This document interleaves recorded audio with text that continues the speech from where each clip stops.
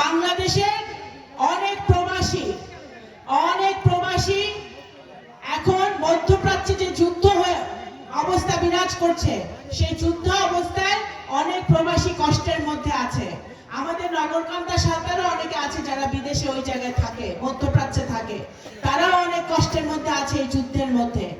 আমরা আপনাদের মেয়ে, আপনাদের সন্তান যে দায়িত্ব পালন করছে, আমার এই দায়িত্বের মধ্যে এটাও পড়ে যে আমি আমার প্রবাসীরা যারা আছে তাদেরকে কূটনীতির মাধ্যমে, পররাষ্ট্র নীতির মাধ্যমে আমরা যারা তাদেরকে যেন সুস্থভাবে ফিরায় আনতে পারি এবং যারা ওখানে আসে তারা যেন ওখানে নিরাপদে থাকতে পারে। এই সৌদি আরব, কুয়েত, কাতার, দুবাই, বিভিন্ন দেশে আমাদের যারা প্রবাসীরা ভাইরা যারা কষ্ট করে ওখানে আছে তারা যেন নিরাপদে থাকে, তাদের যেন কোনো সমস্যা না হয়, এটাও কিন্তু আমাদের দায়িত্বের একটা অংশ, সেটা আমরা দেখছি। সুতরাং আজকে ইফতার মাহফিল থেকে আমরা আমাদের প্রবাসী ভাইদের জন্য দোয়া করি, তারা যেন এই যুদ্ধ অবস্থায় তারা যেন সুস্থ থাকে।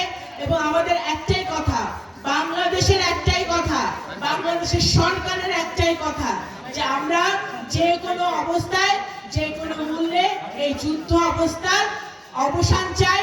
আমরা এই সমস্যা, এই বৈশ্বিক সমস্যার একটাই সমাধান, সেটা হচ্ছে কূটনীতি, ডিপ্লোমেসি এবং আলোচনার মাধ্যমে এই সমস্যার সমাধান করতে হবে।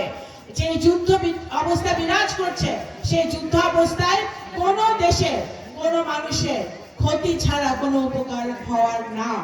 সুতরাং এই অবস্থা থেকে যেন আমরা তাড়াতাড়ি নিস্তার পাই, সেটাই আমি দোয়া করছি, ইনশাআল্লাহ আমরা সকলে মিলে।